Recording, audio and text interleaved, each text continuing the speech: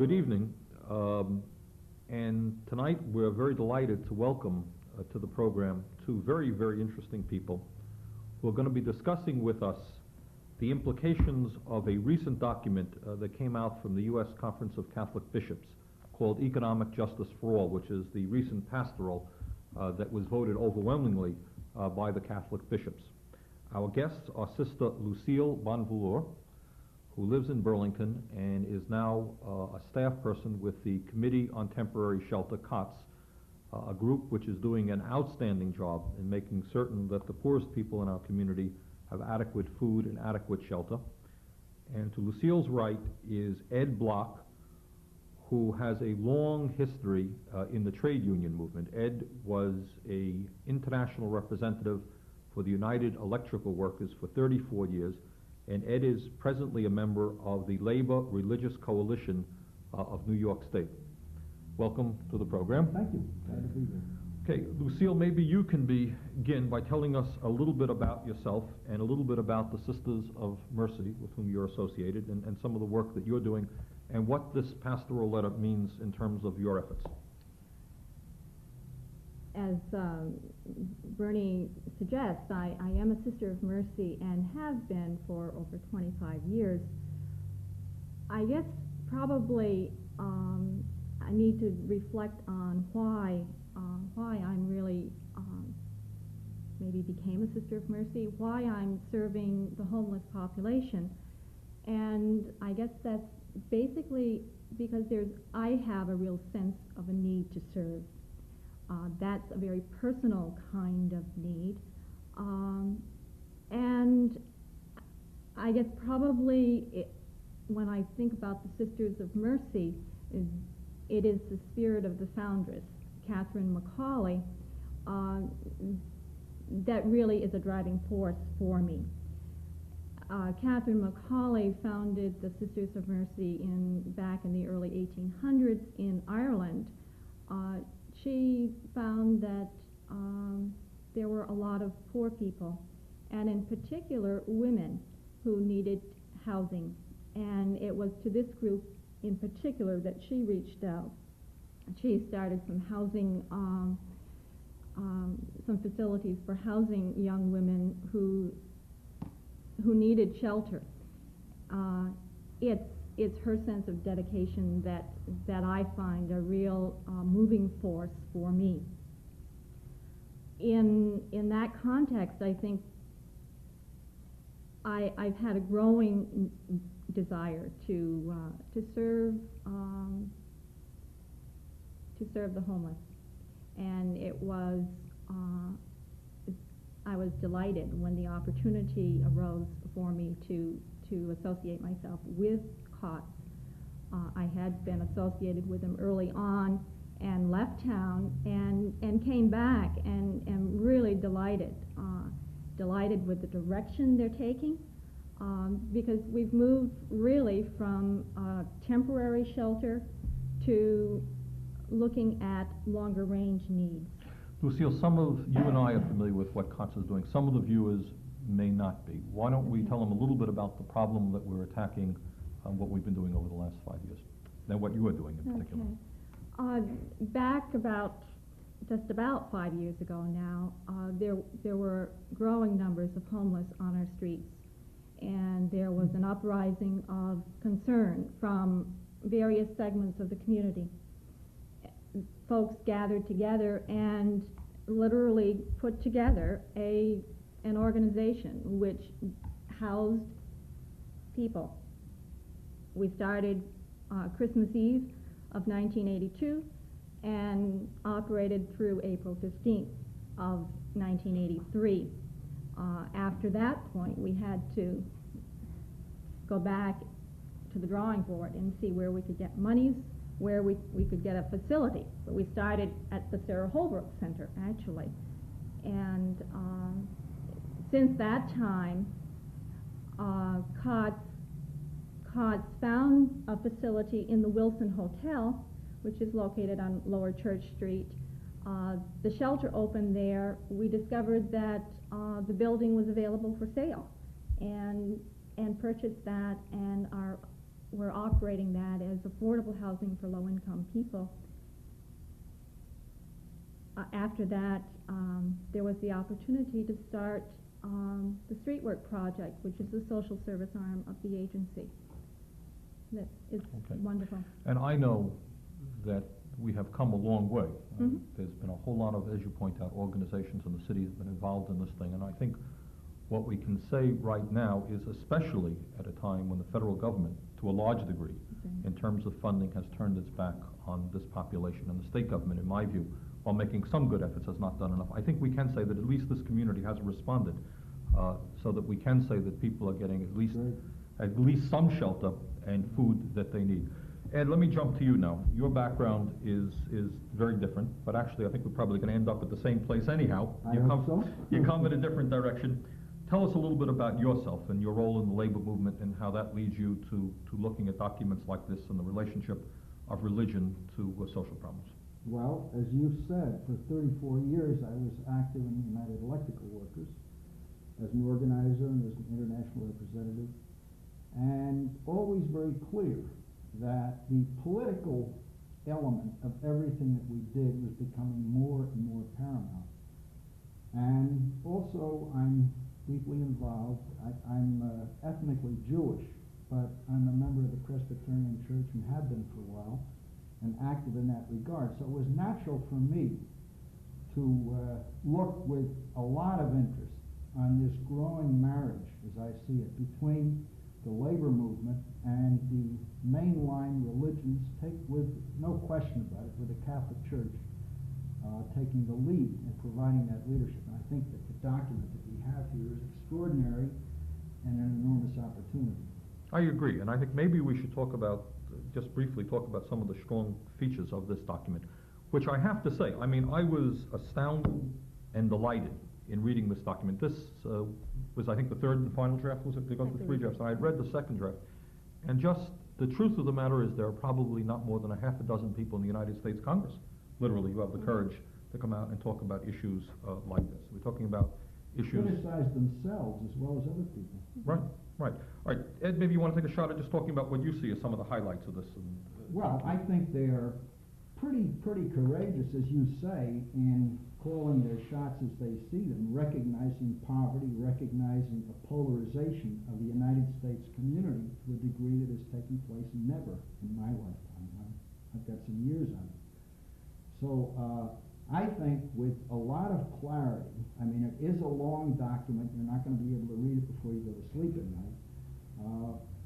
But all of that is necessary. The background, incidentally, as a Jew, I was really moved by the degree to which they recognize their relationship with Old Testament faith, the New Testament growing out of the Old. And historically, they've underlined that in a lot of ways. Well, beyond that, they have taken a clear shot at what is wrong with things the way they're developing this country, why there is poverty, why there are incredibly a degree of unemployment that's maintaining itself at 7% officially and going far beyond that in fact. Lucille? I think maybe one of the things that I'm pleased about is that the document talks about the rights of people. There's certain basic rights that people have, be they food, shelter, clothing, medical care, education. Some of those, they're basic, and that every person has a responsibility in that. Are those rights? You know, you brought that up, and I have no idea. Do human beings have rights to these things, or they claim they do? Well, let's discuss stuff one. I think Lucille, you want to maybe deal with that? Do people? Can people expect that they do have a right, or do they have to, or have you got to fight for something, or do you? The whole idea of a right to these things. Okay, I think that part of that connects with then I think people do have a right, and they should be able to expect that. In fact, that's not the way our system often works. A lot of people do not have power. And so one of the other things that the bishops address is we must be involved, and we must help people to become involved. And that's critical, and that creates a major change when people become involved in changing their lives. One of the criticisms of this document, which came from actually people close to President Reagan in the Catholic Church, and they were saying, what, are you an economist? No. Are you a major business person in this country? Are you a head of a corporation? What do you know about the difficulties of running major businesses, the economic challenges that this country faces? How dare you? Why should you be involved in telling us that people have human rights in terms of housing, health care, minimum wage, for example? Aren't you overstepping your bounds? Why doesn't religion just simply do its job on Sunday and leave the business community to run the world Monday through Friday? I think What's your response to that? There's a whole sense of the dignity of the human person. And I mean, that's number one. I think we could even go beyond the religion thing. Last night I was watching the CBS News, and I was delighted that they were showing a study that had been done that was connecting, it was, I believe, a genetic study that was connecting us way back to the first woman, however many years ago that was. And in essence, we're saying that every time that when we are fighting the wars, when we're helping people, whatever we're doing, we're helping our brothers and sisters, literally, not just from a philosophical point of view. Could I get into this, Sure. Bernie? I think there's a really important difference from this letter and the pastoral letter and the previous one and the ones that came before it. And I've heard Catholics say this, so I don't feel as though I'm being unfair about it. In the past, the bishops or whoever was uppermost in the hierarchy would come out with a statement, and that was it. There was no discussion. The past two, the pastoral on peace and the pastoral on the economy, have meant a 3-year effort with discussions involving literally hundreds of people, including Michael Novak and William Simon, Right. The foremost critics of this document. And over again, they were given an opportunity to state their point of view. So it isn't simply the bishops stating this as experts, but the bishops drawing a bottom line conclusion from expert testimony at all sides, on all sources. They do concede what they call a preferential option for the poor. That's their bias, that they feel their faith, and the Old Testament faith requires. But the process is a very new one, Right. involving a cast of thousands, if you like. And my understanding is also that the church has put substantial sums of money into making sure that this document is disseminated and discussed.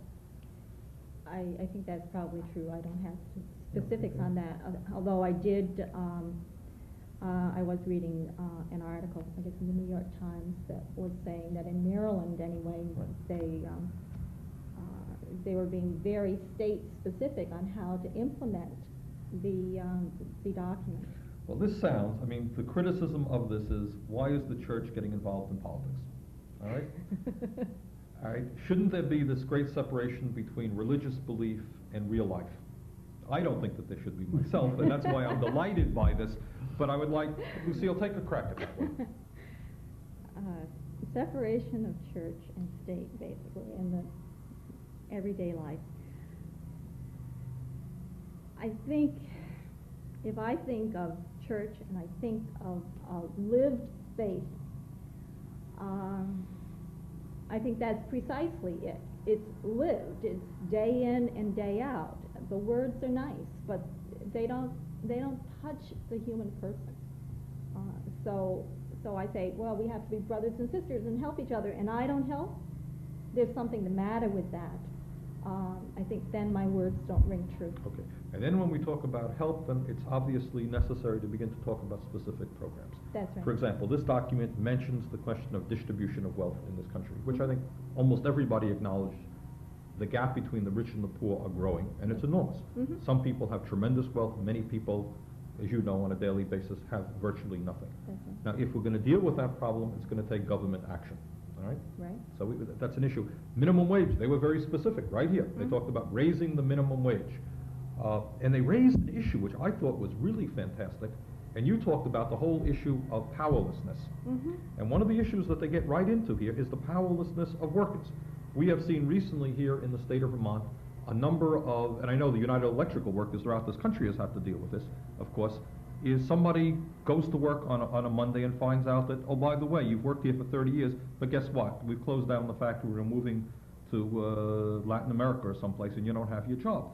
It's the kind of thing that working people simply can't deal with. It's a brand new era, a totally new weapon that's been used fairly well, no question. Basically, a handful of people are deciding whether or not economic enterprises stay or not.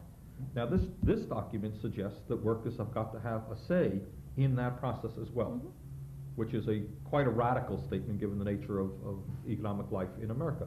Ed, you want to touch on that one for a bit? Well, it's certainly essential, and I'd just like to point out that there's nothing really radical in terms of what the other countries in the world are doing. In all the European countries, working people do have a say in what happens. And in fact, if a fact were to move into Burlington by federal law, there would have to be an environmental impact statement, or if it shuts down the same. The same thing should be true with respect to the social life. There should be an economic impact statement. If within 4 days after the last election, I ran for office, so I know I can feel just exactly how rough it was. Within 4 days, 15 major plant shutdowns were announced, and enormous, tens of thousands of layoffs in addition. All right, what is this? This is a political question. So in response to the question you raised, Bernie, religion and life, religion and politics, everything is political. Everything that happens here is political. And if we are people of faith, whether we go to an organized religious service or not, if we are people of faith, that requires, in my view, that we react politically. So this is the kind of thing that I really believe in. Yeah. Lucille, did you want to add to that or take it? No? No. Okay. It seems to me, we always make great pretense about concern about the poor. Everybody says it all the time. And yet the gap between the rich and the poor is growing. We spend more and more money on nuclear weapons and on military budgets, and you have more and more people sleeping in the streets throughout America. The housing crisis from one end of this country to the other is abysmal. The actual standard of living for most workers is in decline. Right. Since '67, since they started using the stats on the cost of living, '67, the overall picture is down. And it seems to me what this document is beginning to show is that, as you said, Lucille, it's not enough just to talk about nice things. If one is concerned about the poor, if one is concerned about the plight of women or of working people, then somebody's going to have to stand up and talk about specific ideas as to how we can improve those conditions. And when you talk about that, you're really talking about one word. It's called politics. Okay. And I think this, to my mind, does not raise any great constitutional crises between church and state. No one is suggesting that anyone has got to become a member of this or that religion, or the government has got to fund religion, or vice versa. What you're talking about and what you are saying is that if people hold moral values, religious values, it's not enough just to make them empty phrases. They've got to be implemented into reality. You can't talk about You can't talk about, it seems to me, peace, obviously of concern to moral people from time immemorial, and not understand what's going on in Nicaragua, what's going on around the whole world. Okay, and again, I cannot be happier.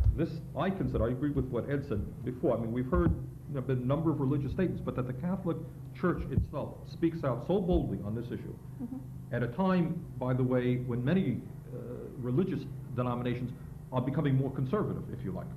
Okay, that at this time the church is willing to take the lead on this, I think is fantastic. With this caveat, maybe, one of the many things I've been impressed with in the Catholic leadership, I'm talking especially around Albany, New York, where Bishop Hubbard holds sway, is they don't want the exclusive rights to this. They're glad. That is the position now, the formal position of the Catholic Church, but it is not the possession of the counterfeit. Precisely, right. And they don't want to be possessed by their possessions either. They're delighted to have the other documents of faith introduced into the discussions that we're bringing up. Right. Okay? It seems that, I guess for me, that's one of the things that's pretty exciting is that as a church, as an official church, we're making some statements, and I think that's important, number one. And number two, if we can get that to the people and get folks really talking and acting out of this, making it come alive, it would be wonderful. And take it to the pews. There's a real chance. There is a chance. I'm convinced there is a chance. You know, one of the things that concerns me, and you see it especially when you go speak to young people, and I go into the schools pretty often, is the lack of sense of purpose, in a sense, that exists within the society. Ultimately, what the system tells you is that it's every person for themselves, and that what you have to do is scrape and push and shove your way up the ladder so that someday you too can have a lot of money and buy a nice fancy car and become the top of the system there. And that's really the value system that the establishment perpetuates.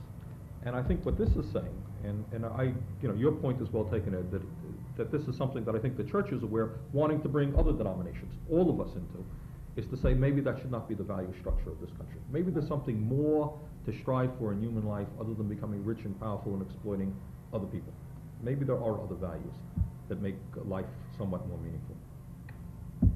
And all of a sudden that has a real cutting edge, that is a political cutting edge, because as you say, working people have begun to give up. The people that you work with, sister, they're just discouraged beyond belief, I'm sure. I don't know them. I come up here to visit my daughter Linda and Nat on New Year's Eve. And you're on television the next day. But so that I don't know people that well, but I know they're all over the same thing obtains. Now there seems to be nothing on the horizon that's really going to provide a positive response. Yes, we're seeing the de-Teflonization that's going on in Washington, and I'm glad for that. But economically, nobody is taking the lead, and I'm speaking from a lot of years in the labor movement, with anywhere near the authenticity and power that the organized faith groups are. I think that this is a new thing, and has impact. Ed, you have worked, just to change the subject a little bit, with a union which, in my view, the United Electrical Workers, has consistently been one of the most progressive and democratic and decent unions in this country. It's a union that has been hit hard, as I understand it, within the last few years by the decline of manufacturing in the United States, and by a lot of opposition, as you always have had, from manufacturing itself. You've been a strong, militant union, and some of the employers have not been overly sympathetic to the United Electrical Workers. What are you seeing in terms of how workers, is there a demoralization now among workers? Certainly there is. There has to be, because this kind of business, I mean, we've heard for many, many years, decades in fact, if you don't do less and so, we're going to move out. Now they mean it. They mean it. And if only one factory out of 10 that makes that threat does it, the other 9 have leverage that's just unbelievable. And that raises that whole issue of powerlessness. You know, the pretense is that we live in a democratic society, right? You have the right to control your own life. But what you're saying, in essence, is that if a worker speaks up on the job, does not take a concession in his or her wages, then the company is going to say, you don't want a concession? No problem. We're going to pick up and move. So your choice is either a concession or no job at all, which is a hell of an option for a human being to have to deal with. Right. We can show you the bruises all over the place. For, you know, within 3 days after the election, I'm not picking on General Motors just gratuitously, they announced the closing of 11 major plants within 3 days after the election. Coincidental, no doubt. Coincidental, no doubt. Right. So I think that it's wrong to say that history repeats itself endlessly and, you know, you don't recognize anything new. The fact is, in terms of powerlessness, we are in an unprecedented position. I'm talking about working people and farmers. Sure. Certainly. Sure. You know, it's a funny, again, you talk about living in a democratic society, but what does that mean when your job is, where is the rights? What can one say? Who can one vote for? Because in this instance, it seems clear to me, all of the power rests with a corporation that looks at the bottom line and says, hey, we can make more money by shutting down. And the workers have, although many of these people for GM probably have worked in those plants for what, 20, 30, 40 years, Oh. their entire lives, they have had no say. They walk into work one day and there's a press conference and they're gone again. We saw that here in Vermont, not very long ago in terms of what happened in Goodyear. In Windsor, we saw it here in South Burlington. Lucille, in terms of powerlessness, now these are workers already who have had gainful employment, some of them earning decent union wages. They are powerlessness. They are powerless. Mhm. What are we talking about when you are talking about people who literally every single day have got to scramble just to get food in their mouths? What is? Well, I mean, I think number one, we can begin to imagine, if we can, what it's like to feel hungry, and how you literally feel, not just physically but emotionally. I think that's the beginning point. I think you can then move to what happens if you don't have a house or a roof over your head. I mean, I can't even begin to fathom what that would be like for myself. I know that people are, for the most part, oftentimes desperately depressed. Sometimes they're victims of alcoholism or drug addiction. Not all, but many. And then you have to ask the question, why? Why that? People don't have a sense of themselves or any sense of self-esteem. And I don't know how we can expect that they would if they don't have the basic necessities. I mean, our staff will say, on the 3 days a year that we're open 24 hours a day, will say what a difference there is when an individual can just stay, can stay in, don't have to worry about going out on the street. It's a whole difference in the world. And isn't it true also that part of that powerlessness is to opt out of the democratic process entirely? That's right. It's, I think what people, your point, Lucille, is it's very hard to imagine, even if one has sympathy or political concern, what it's like every single day, and the challenge of the day is basically to live that day, to figure out where you're going to stay when the shelter closes. At least you have a place to sleep, and what do you do for the remaining parts of the day? Where do you eat? What do you do to keep yourselves alive? You're outside of the system. And it is, I think one of the problems that we all have is we don't have that empathy to understand how people feel and how we can change that. I should mention that obviously we intend to make some progress on that particular problem with COTS in trying to keep the shelter open more hours during the day so that people will have a place to stay. All right, maybe we're running out of time. I want to thank Sister Lucille Bonvouloire, who is with the Sisters of Mercy, and Ed Bloch, who is with the Religious Labor Coalition from New York State, was sharing their ideas with us. And to say that I hope that in coming months, here in the city of Burlington and throughout the state of Vermont, we will be discussing more widely what the implications are of this pastoral letter entitled Economic Justice for All is about. Because I think as we three agree, it's an extremely important document, trying to bring to real life religious and moral feelings about justice. Thank you all for watching. Thanks to our guests. We'll see you again next week. Thank you.